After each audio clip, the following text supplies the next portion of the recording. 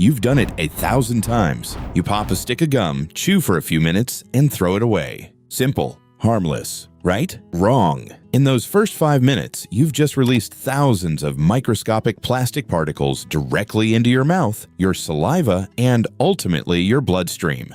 Not from pollution, not from a contaminated water supply, from the gum itself. And here's the part nobody told you. Most chewing gum has been made from synthetic plastic polymers since the 1960s. The base that gives gum its texture isn't rubber from a tree. It's polyvinyl acetate, polyethylene, and polyisobutylene, the same family of compounds used to make plastic bottles and car tires. You've been chewing plastic your whole life. Wait, that's real. Let's go back to the beginning. Because gum has a secret history. For thousands of years, humans chewed natural resins. The ancient Greeks chewed mastic from the mastic tree. The Maya chewed chicle, a rubbery latex from the sapodilla tree. When Thomas Adams commercialized chicle in the 1870s, natural gum was still exactly that, natural. Then World War II happened. Chicle became expensive and scarce. American manufacturers needed a cheaper alternative, so they turned to synthetic rubber chemistry. By the 1960s, the chicle in virtually every major brand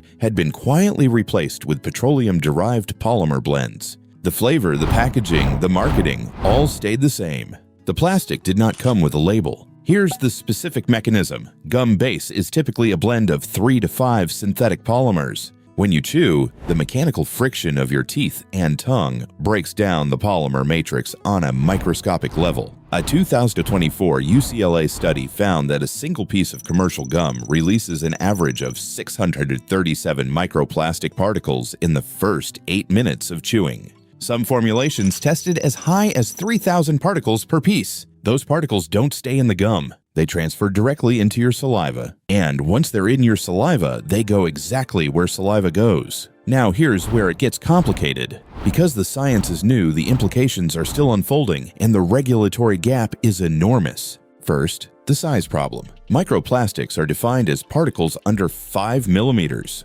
The particles released by gum are typically between 10 and 200 microns, far smaller than that. At that scale, they can cross the gut lining. They can enter the lymphatic system. In 2022, a University of Newcastle study detected microplastics in human blood for the first time. In 2023, researchers found them in arterial plaque. In 2024, in testicular tissue. Nobody said any of this on the packet. Second, the regulatory gap. In the United States and European Union, gum base is classified as a food-grade compound and is not required to list its individual polymer components on the label.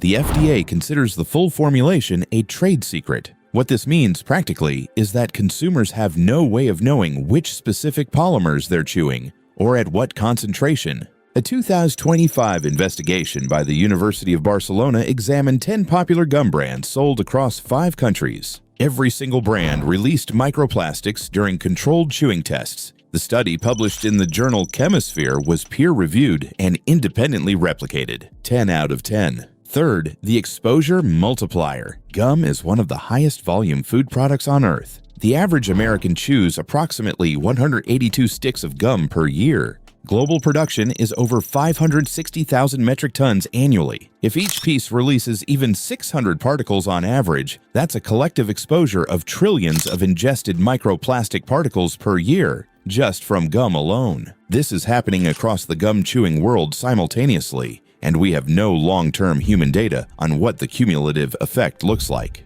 We are, in the bluntest terms, running an uncontrolled experiment on ourselves. So, what do you do with this? The first thing to understand is that natural alternatives do exist. Brands like Simply Gum, Glee Gum, and Chicha use chicle or other plant-based gum bases. The particle release from these formulations was significantly lower in the Barcelona study, in some cases undetectable. The market for natural gum is currently under 2% of total global gum sales. The second thing to understand is that researchers are actively trying to quantify what safe looks like. The challenge is that there is no established tolerable daily intake for microplastics in any regulatory framework. The World Health Organization has flagged the data gap.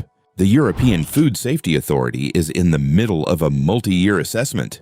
The U.S. National Toxicology Program issued a report in 2024 acknowledging that microplastic health effects are a research priority.